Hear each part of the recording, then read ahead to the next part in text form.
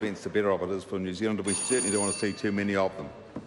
Madam Chair. I call Joanne Hayes. Thank you. And I stand to take a call on this very important piece of legislation.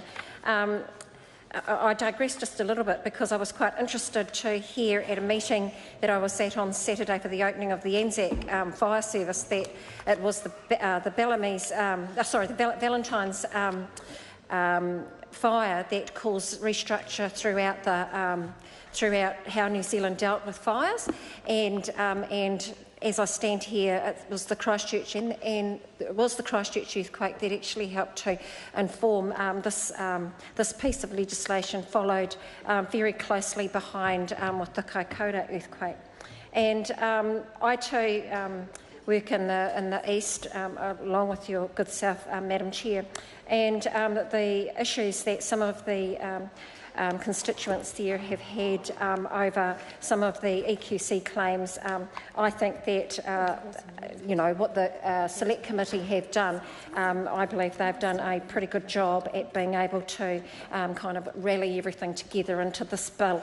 And I think that even though you heard 9 submitters at the hearings around the collection and the disclosure of information in Part 1, there was one area that I was really pleased that the Select Committee looked into quite clearly because of the wording, and through the Privacy Commissioner, the Office of the Privacy Commissioner, also recommending replacing Clause 5 in the bill to insert Section 31A of this bill. So, as I read through the Select Committee notes report of this bill, I was heartened to see that the Select Committee did take upon the recommendations from the Privacy Commissioner, because it was closing a gap that would give out wrong signals or misinterpreted by the claimants. And I think that the work that has been done to close that gap has been very good. So, and then as I move through extending the claim deadlines to 2 years under Clause 7, would extend the initial period of notice to allow claimants to give notice within 3 months of damage occurring. EQC could also accept claims for up to 2 years after damage had occurred.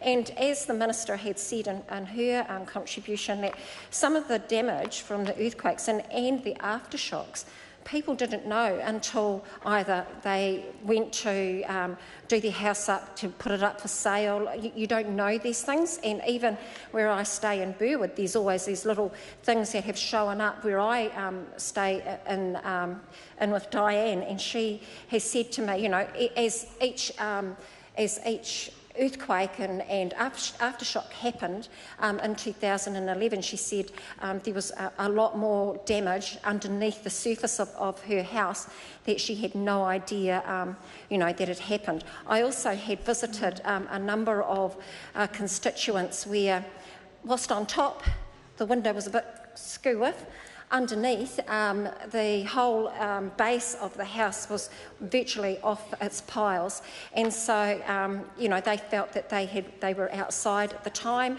that they still have some issues that need to be addressed, and I think that this bill will give some sort of comfort to those that have find these faults and need to put forward their claim.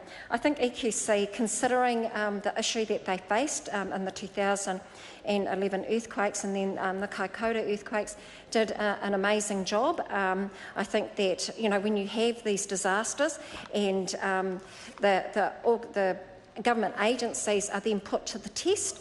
And so I think that EQC did very well, and I think this bill is quite timely to actually help them.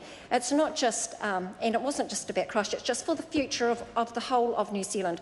We know that... I apologise to the member. I apologise for interrupting the member. Sorry. The time has come for me to leave the chair. I will resume the chair at 9 a.m. tomorrow morning. Paul Marie.